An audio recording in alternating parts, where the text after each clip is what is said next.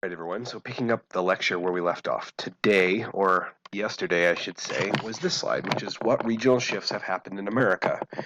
And maybe to link this question with what we were discussing yesterday, we were specifically talking about the census, and we were talking about how the census is oftentimes used by government to reallocate resources and to change. And so we're going to kind of drill down on this particular topic as it relates to population.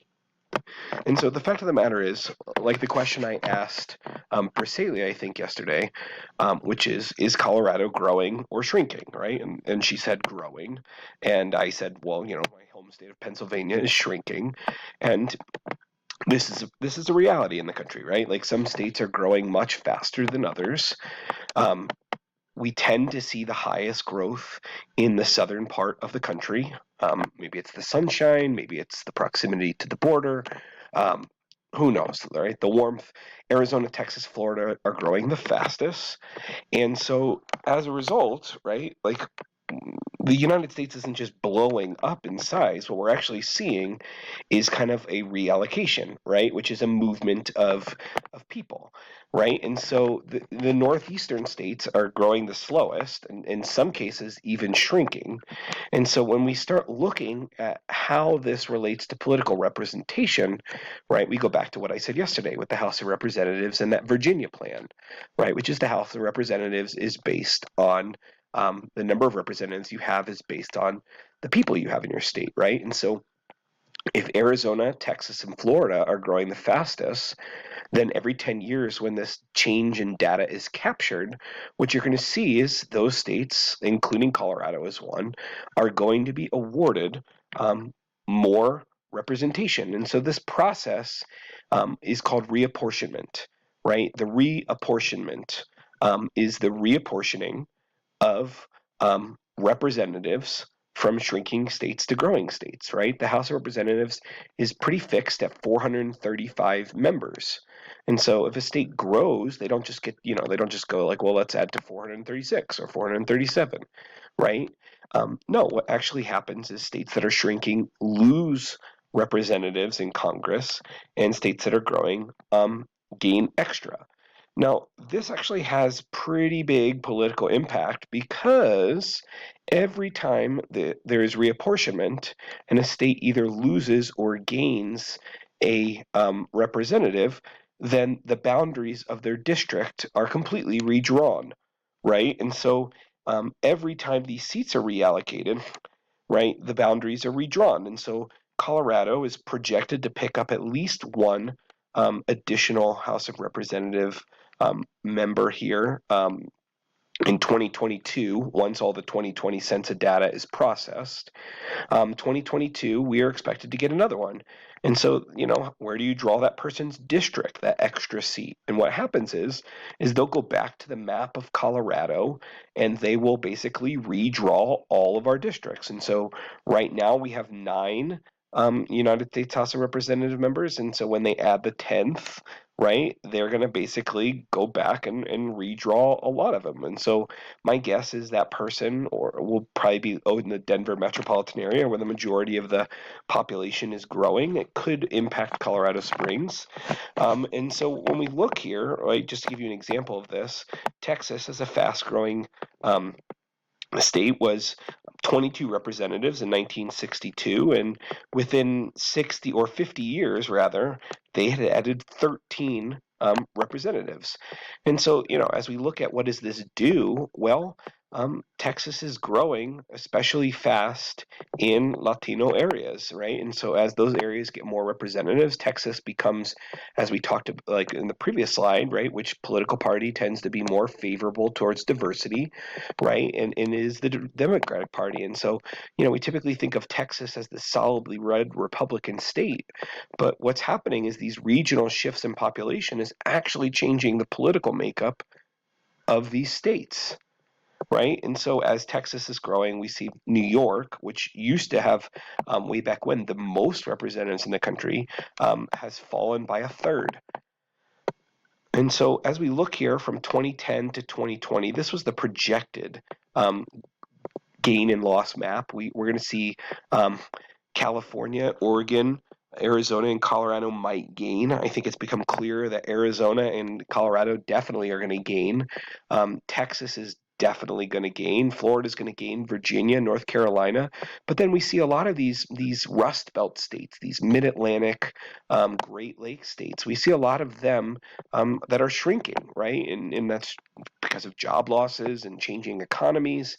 And maybe people get tired of those northeastern winters, right? But this is, we're going to have better data on this probably next year after we start getting some of that census data counted.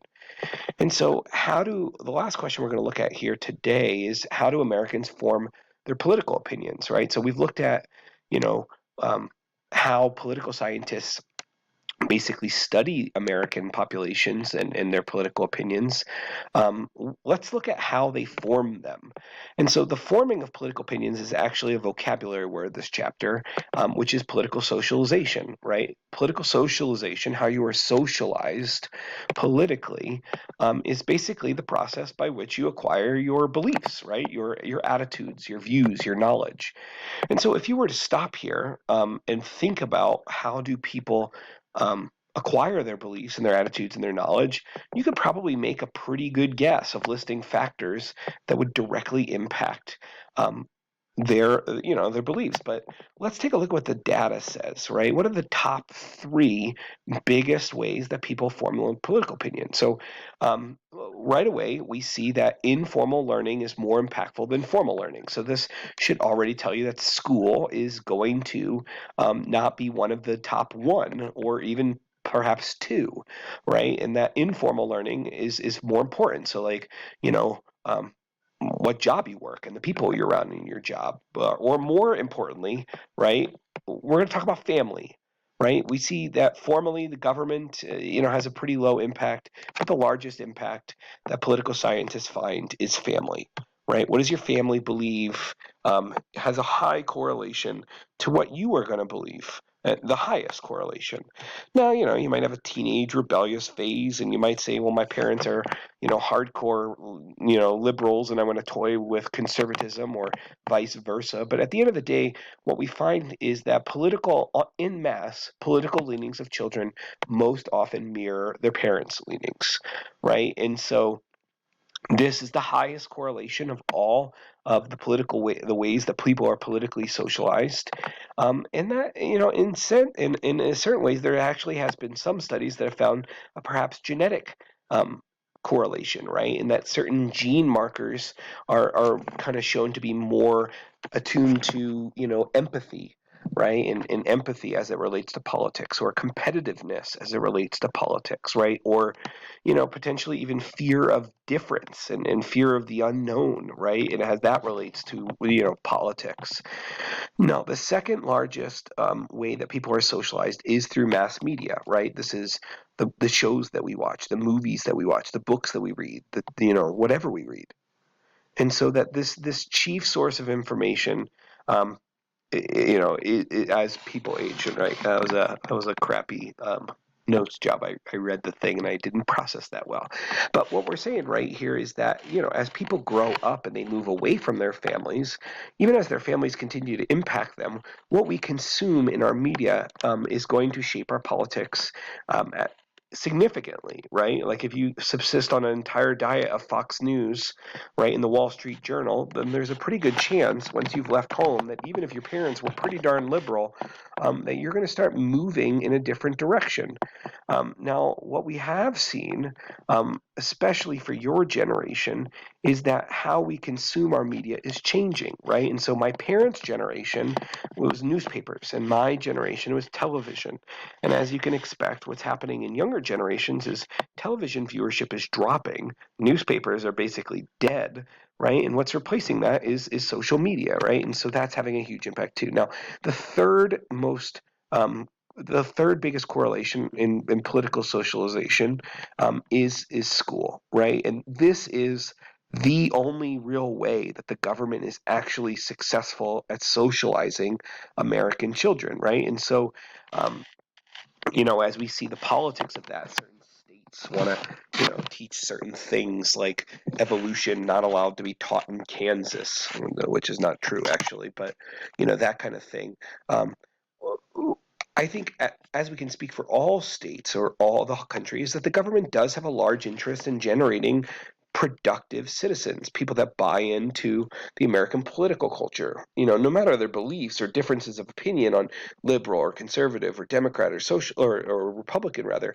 Um, we are tending to build citizens in our schools that are going to be productive, right? That they're educated and they're capable workers and they're hardworking, and they're responsible and they do all the things that make a functional society great. And so, this is, I'll leave you with this a study here today, and this is our very last slide. Nothing really to take notes on, but those of you who really liked AP Psychology last year. This is a really interesting study that was, I think mirrored actually in psychology. But this is using twins and identical twins and non-identical twins to look at the transmission of political attitudes and whether there really is a genetic connection. So I'm just going to ask you to read this slide, and one of your questions in today's notes will be to summarize your findings. Have a good day, and I'll see you on Friday.